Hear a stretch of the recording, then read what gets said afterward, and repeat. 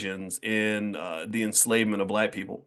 And I know this is going to make some people upset. This is going to make some people uncomfortable, but I personally would like to see different perspectives on this in terms of how our faith can be distorted and used against us, and how it can be used as an enemy or as a weapon against us, as opposed to an asset that could be used to liberate us. And so, I want to make it clear that as we read this, I have nothing against the Black church. I admire much of the Black church. I admire lots of people that are in the church. I have a lot of friends that are pastors, and I know a lot of churches are doing the right things. There are a lot of churches that, in fact, the church in Cincinnati.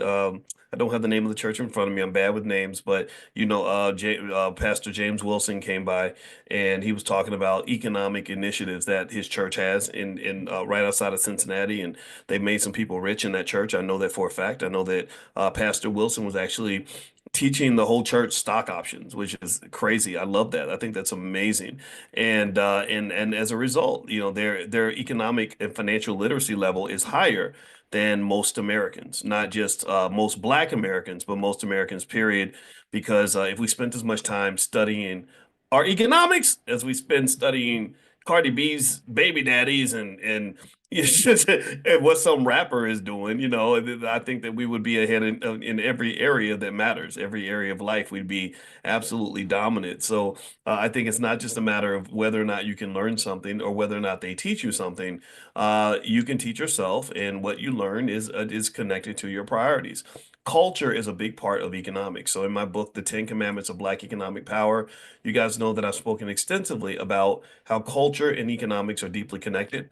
Knowledge is secondary to culture, because culture determines your value systems. Culture determines what you consider to be important. Culture determines what you're going to spend your time on.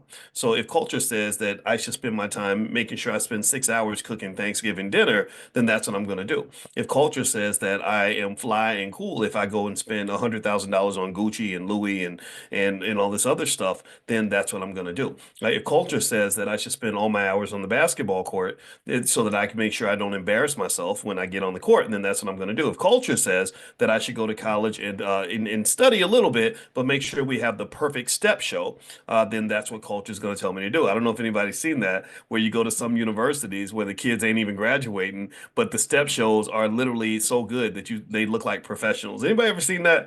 Have y'all seen that? I mean, I find that just really fascinating. How you can have a school and you'll have a bunch of young people that look like us that literally are barely passing their classes, but they're killing it in the step show. That I And should go to and college. and I can tell you the step shows are hard. It's hard to do. I mean, those moves are like right on point, and they doing the barking and the bouncing and the humping and the moving and the twirling and the shaking and the all this other stuff and the popping and I'm like, and it's all in sync. That is so hard. That's so impressive. Oh my God. Right? That's what I'm thinking. I'm like, I can't do that, but I can pass my math test, but which makes me kind of lame. I don't know if I'm acting white by doing that, but I'm gonna pass my math test before I start practicing for the step show. Because last time I checked, being good in the step show doesn't actually help me feed my family 10 years later or take care of myself and succeed in life. Now, again, if you were doing all this, barking and ski weeing and everything in college, God bless you. My sister's an AKA, my brother's an alpha. I love it. I respect it immensely. But you know what?